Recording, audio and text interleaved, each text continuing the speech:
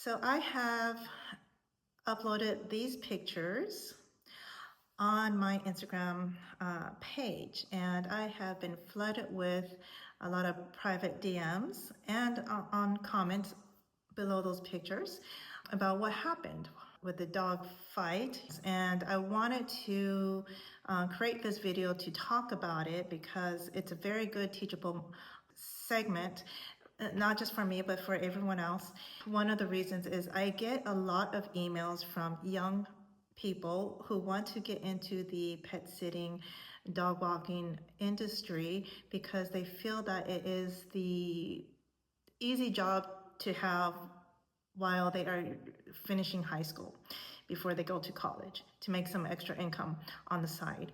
And while that is the case maybe most of the time, but because you're dealing with animals, anything can happen. Even with the most behaved animal, anything can happen.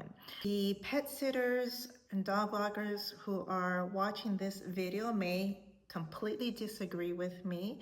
If you're a dog trainer, you may completely disagree with me about what I'm about to say. It was between two dogs, and it was neither one of their fault. Now, it was between a new-ish client that I had. It was the second time around that this dog has come over to my home for the private boarding. And the first time around, the first week that I've had him, no issues. Second time around, things happened. And I think one is because he finally got into a routine. He felt more comfortable in my home and around my dogs, so his personality came out more, right? Okay. He's a young German Shepherd mix. When I took him on as a client, we did obviously do the meet and greet. Everything passed. He was fine. In this particular case, okay, we just finished breakfast and I was about to grab his leash so I could take him out for his morning walk. But at that morning, he just woke up super happy, lots of energy, very playful, and he's been pawing at my girl, Kai, in the face to get her to play with him. But because he is so much bigger than her, she just wasn't comfortable. Just about where I needed to be to grab the leash, to grab him so we could head on out for his morning walk. But then he pawed her again. At that moment, my Kai decided, okay, that was enough warnings, and she lunged at him, showing her teeth. She did not grab him, but she lunged at him. Two responses, either fight or flight. Well, he decided to fight back. Mainly he decided to mimic her. So when he mimicked her, she decided, oh, okay, that's not good. He's not backing off. So then she decided to try to grab him, but then he was too quick for her, and he grabbed her. And because he's so much bigger and so much stronger, he's in that fight mode now, and he's not letting go of her neck. Luckily, with the dogs or even cats, they have that extra padding. So he grabbed her neck. Luckily, my roommate came running downstairs, heard the scuffle, helped me release him.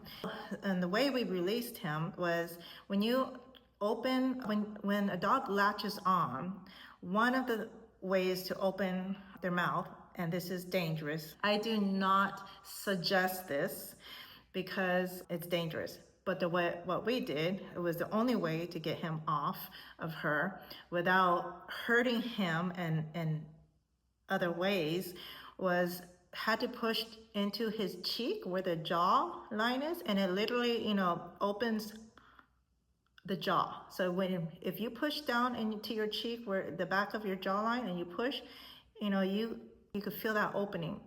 So that's what we did. So she poked at his cheek, he opened, released Kai, we got her away, I grabbed him and put him into my backyard. Let me explain. So when I say it was neither one of those dogs' fault, Kai, my dog, did the right thing. She gave him 2 warning signs before the third time she lashed out. She acted appropriately. Now with this dog, he's still learning. He does not have all the social skills yet. He's a few years old, okay? And yes, I know most of you are going to say, well, he should have social skills by then. This is a first time dog parent, and she is actually very invested into her boy. So I have no quarrels with her, no quarrels with her dog. He just hasn't been socialized well enough yet. He was going to the public boarding kennel places with no issues. The only issue that I am aware of as far as the boarding places goes, if he gets rowdy, too rowdy, they do put him in his private room that she rents while away. The only problem with that is that he's not being taught what he did wrong. He doesn't learn why he's being pulled away. The other incident, all I know, then she tried a private home like mine before, but apparently that sitter had a scuffle with him and another dog. I don't know if it was her dog or not. I don't know. All I know is that he was not welcome back to her home, and she didn't give any explanation why. So that did not help with the dog owner. So then she came to me, and because the meet and greet went well, I accepted him. The first week that I had him went well. I accepted him again. So the second time I had him around, he was so much more comfortable at my place, but that's when he was starting to push buttons with my dogs. I corrected him, put him outside, moved Kai back. Both dogs were not in the wrong. Kai did well in giving him warning signs. He obviously did not take her cues. He did not know.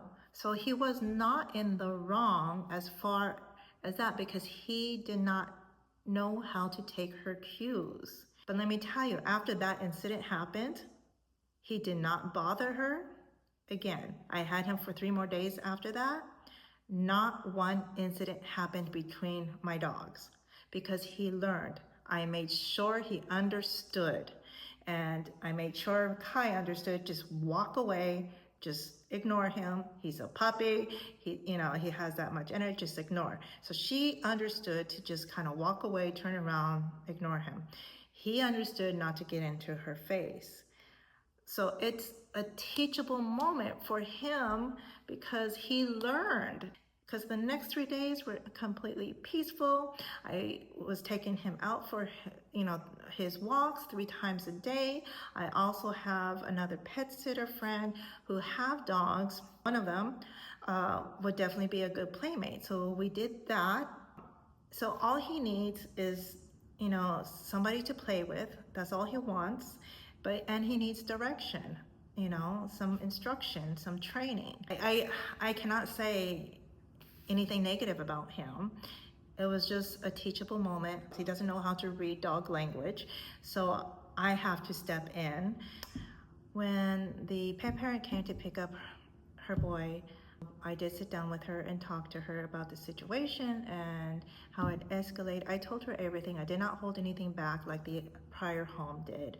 She is so open-hearted and open-minded on trying to learn what is best for her dog. Like I said, she's a first-time dog mom, and I truly believe that that dog has a beautiful future, because I know the pet parent is 100% invested in his life, in his behavior, in his wellness, everything. She's a beautiful person, and the dog is too. Animals will be animals, no matter how domesticated that they are, how much they're trained. Things can happen.